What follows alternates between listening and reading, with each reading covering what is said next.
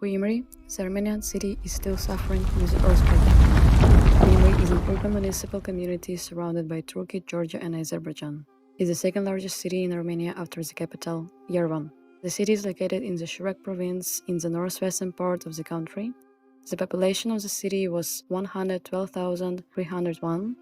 Gyumri is known for its 19th century architecture, art, scene, and landmarks, rich in culture and history. Armenia is situated between the Arabian and Eurasian tectonic plates and is subject to seismic activity very often. In 1988, a devastating earthquake called Spitak was measuring 6.8 on the Richter scale struck northern Armenia.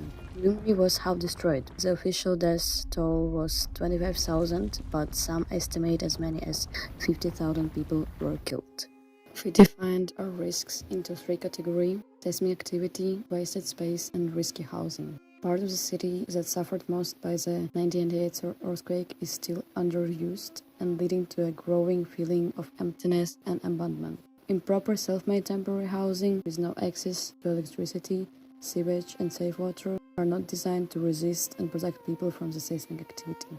The climate in Gyumri is known for significant temperature differences throughout the year, making the weather dynamic.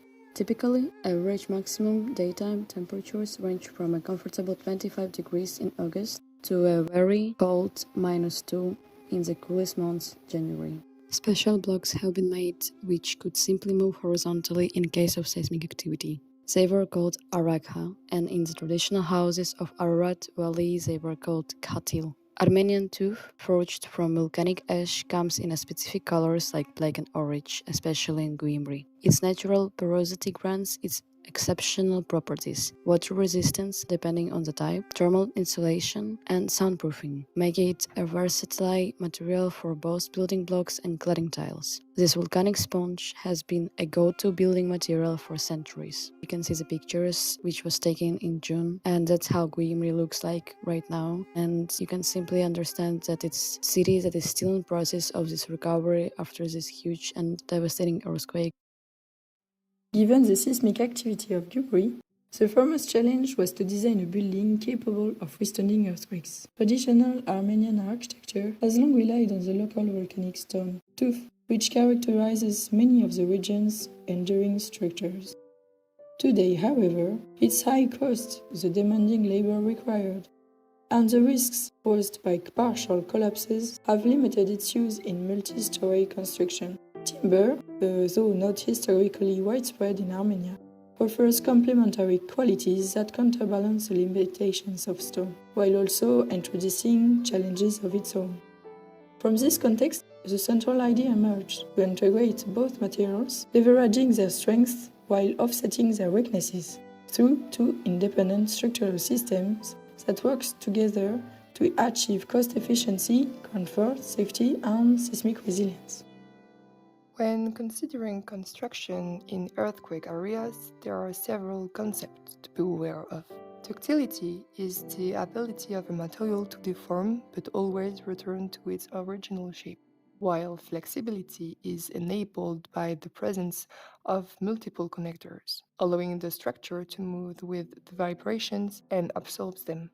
The final constraints we had were about capacity and symmetry, which provide balance and therefore better performance during seismic events. Given the scale of our project and the desire for replicability, we wanted a flexible system, like a lot of Japanese building, instead of the usual pyroseismic construction, which requires height rigidity and advanced foundation technology. We chose a site that once housed the Polytechnic University of Gyumri before the 1988 earthquake. At its center stands a fountain, the foremost symbol of the campus. Back then, it was surrounded by green areas, but after the disaster, the campus was abandoned. Only the fountain remained, while illegal housing and spontaneous paths appeared, and the area lost its original role. Our analysis revealed a strong need for public space and greenery. That's why we decided to preserve the fountain as a landmark and turn it into the centerpiece of a new public space. We also kept the network of pedestrian paths that formed over the years, letting them shape the layout of the area. This created a central promenade with a small market and local businesses, and green community space alongside it. The master plan provides both convenient vehicle access and a comfortable network of pedestrian roads. But the main goal was not only functionality. It was to create a central place for the neighborhood, a space that supports everyday life, brings people together, and helps the area grow and stay lively over time.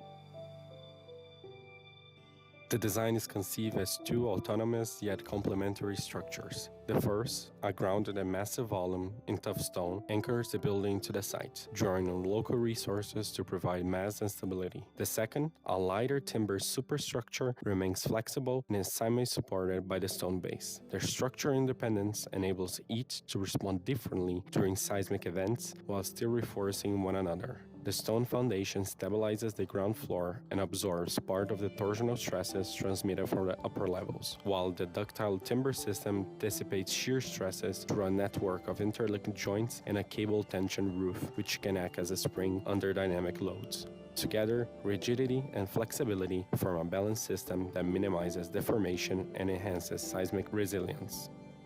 We studied and tested a lot to make the final model. The first design was too hard, so we made a lighter one with a four-sided roof at 25 degrees, about 46% slope, to stop snow from staying on it. The roof is zinc and was opening at the top to let sunlight in. A curved beam in the middle works like springs, making the building more stable. Together with the first floor slab, it keeps the timber structure strong. The bedrooms are on the ground floor for safety, and the kitchen and the living room are upstairs. We chose this model because it matches Armenian architecture. Other roofs needed slopes that did not look right for the city.